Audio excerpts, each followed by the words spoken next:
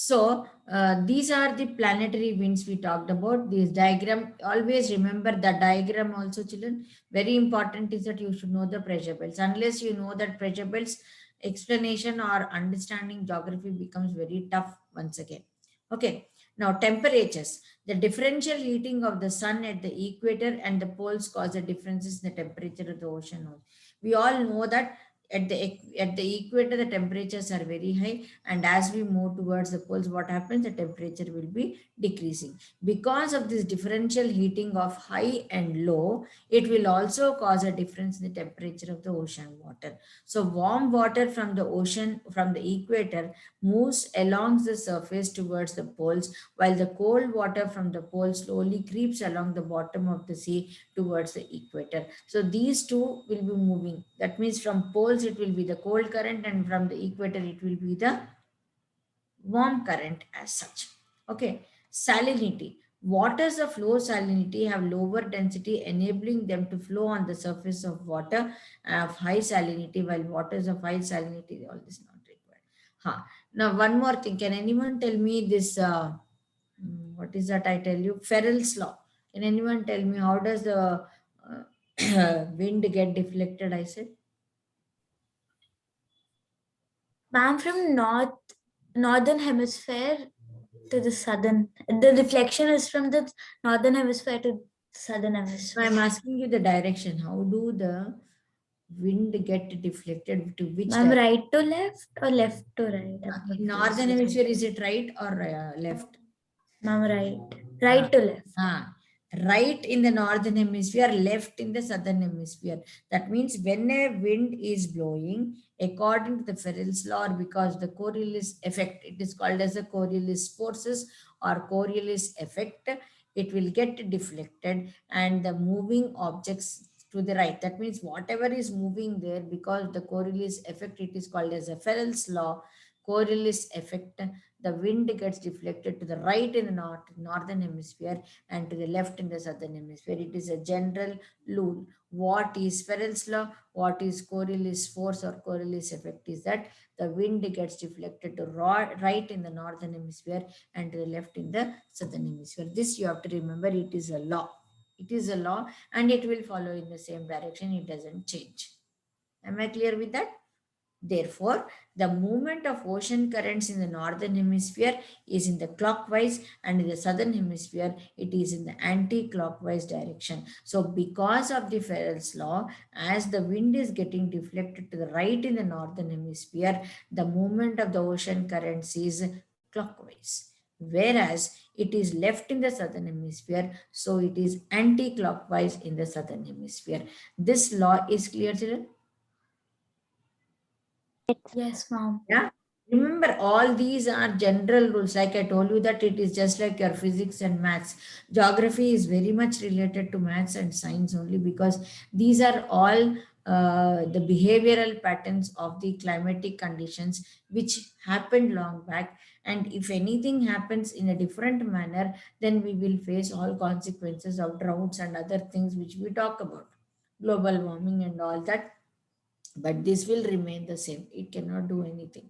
Okay, landmass. A landmass obstructs the direction of flow of ocean currents and divides the ocean currents to flow in a different direction. So when the ocean currents are flowing, if a land mass, it can be a plain, it can be a plateau, it can be a mountain, anything it can be. If it is if it is obstructing the direction of that, then the ocean current is divided to and flows in a different direction. What is that? That is, the ocean currents are very important in determining the climates of different regions of the world, especially those regions bordering on the ocean. So, ocean currents will have more influence on the coastal areas rather than the interior areas. Again, I'm asking you a question: what is an interior region?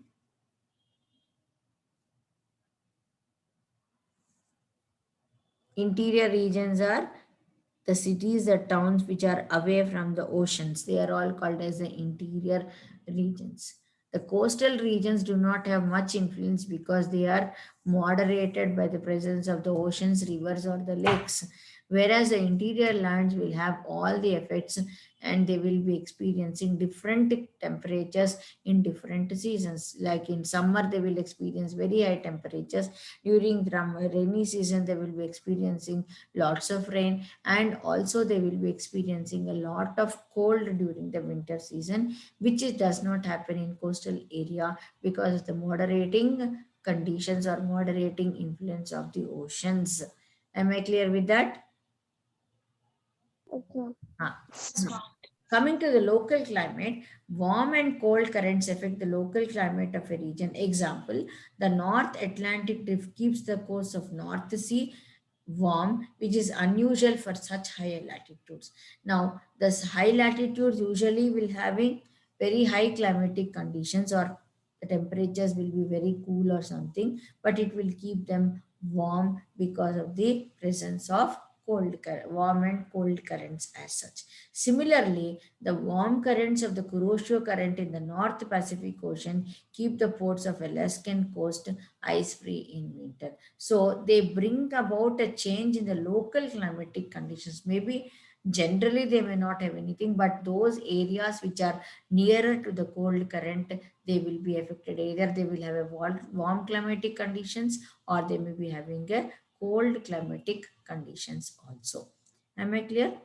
Then, water precipitations is warm ocean currents flow along the east coast of the continents, resulting in warm and rainy climates, while cold currents flow along the west coast of the continent. So, warm currents always give rain, and cold currents will subside or will make the climatic conditions very cool also.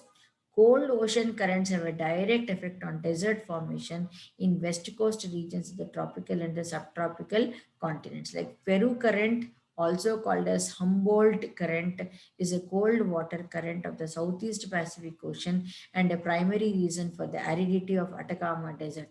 You must have heard about the Atacama Desert, which is called as the driest desert of the world, Atacama Desert. Okay, if you take all the deserts, again in deserts you have different conditions also. In this, Atacama is most considered to be the driest because of the presence of Peru current. So they can bring rain also, they can even create the conditions of desert also. Am I clear?